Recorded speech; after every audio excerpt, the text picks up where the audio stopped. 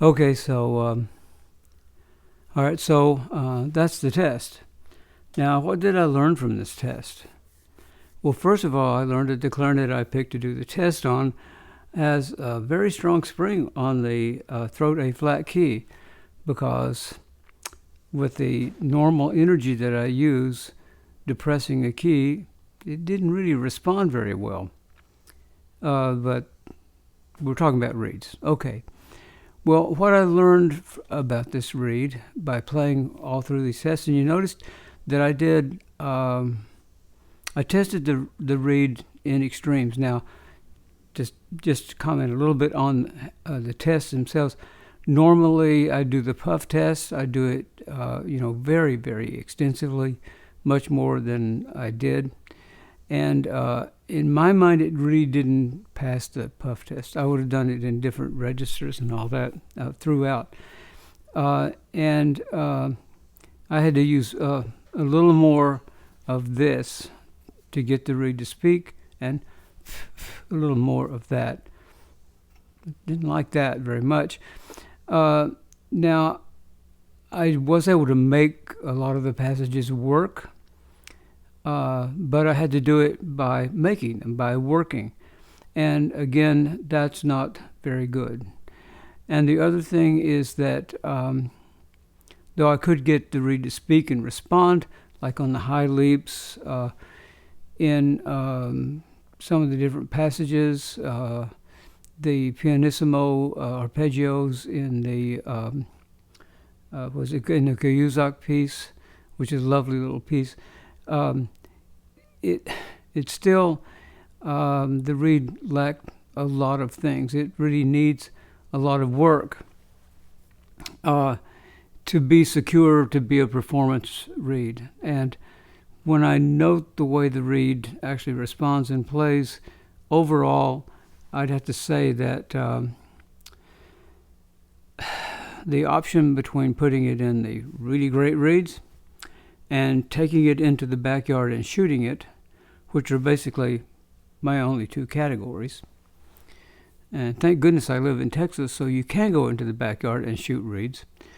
Anyway, I'd have to say that, well, the middle category is it needs work. It needs work. Now, I've got so many other reeds, so many good reeds, and reeds that are made from what I call more talented cane, that I probably wouldn't spend much more time on it.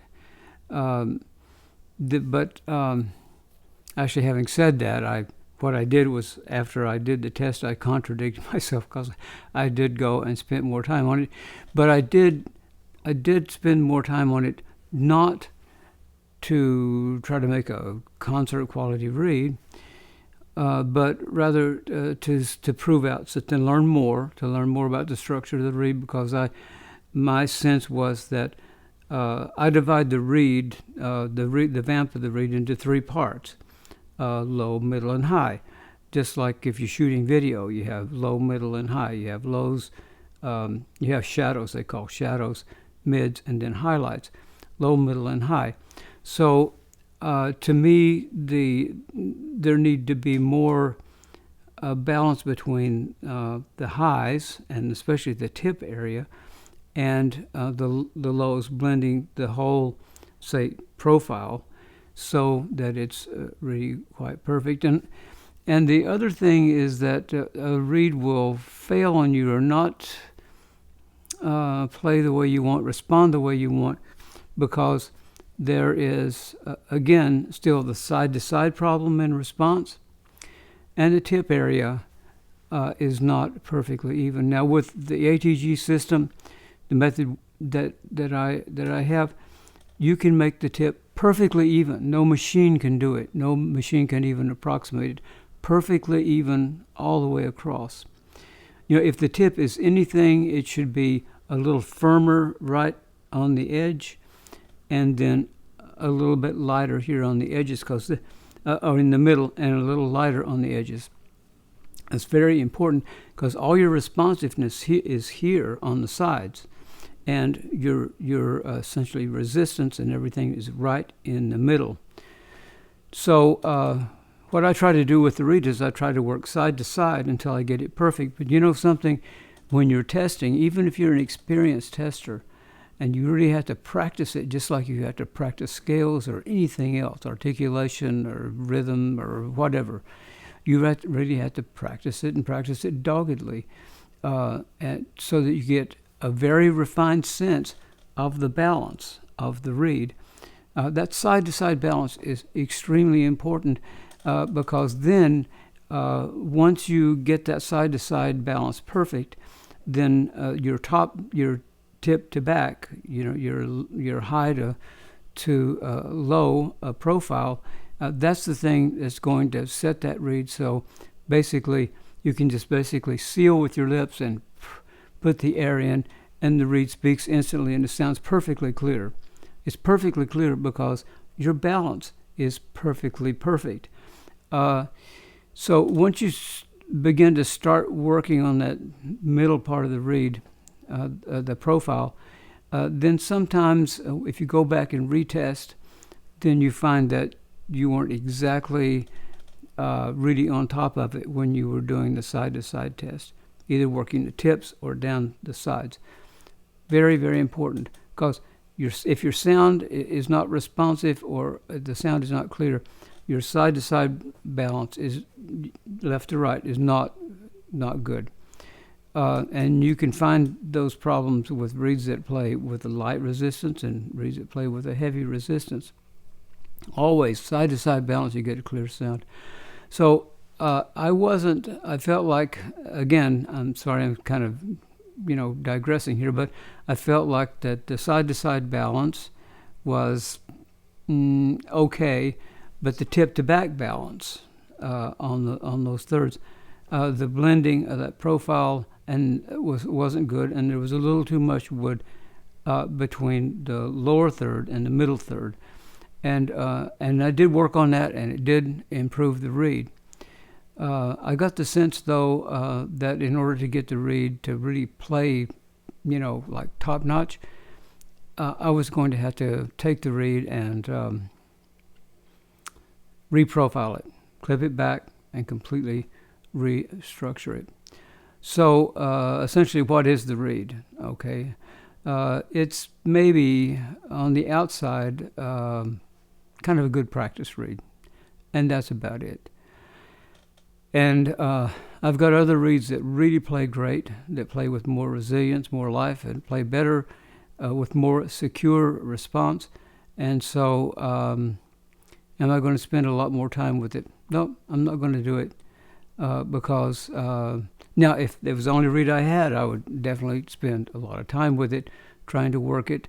But I have, like I said, I've got these other reeds that really, they play much better. But one thing that you can learn from this and working on reeds yourself is you'll find that there are many more bad reeds. There's a friend of mine, Ken Legacy, who basically taught me a lot about reeds many, many years ago when dinosaurs roamed the earth. There are many more bad reeds because of bad structure than because of bad cane. So often we want to blame the cane on the that box of reeds is just full of rotten cane. I only got one reed that sort of played. No, it's the structure of the reeds.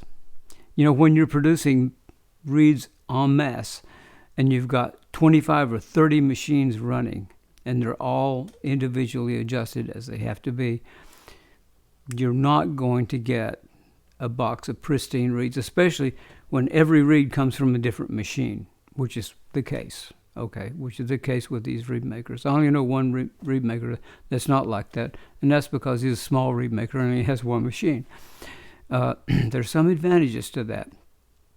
Okay, so that's my sort of analysis of the reed from doing all these testings. And you need to develop your own tests. Mine are just a sample. Okay, you develop your own tests. And all the time you're working, because you need to preserve the integrity of your tone production habits, and if they're not good, you're not going to get a good result no matter what you do. So there's a kind of vicious circle here, like bad reeds cause bad habits, and then bad habits continue your habit of playing bad reeds.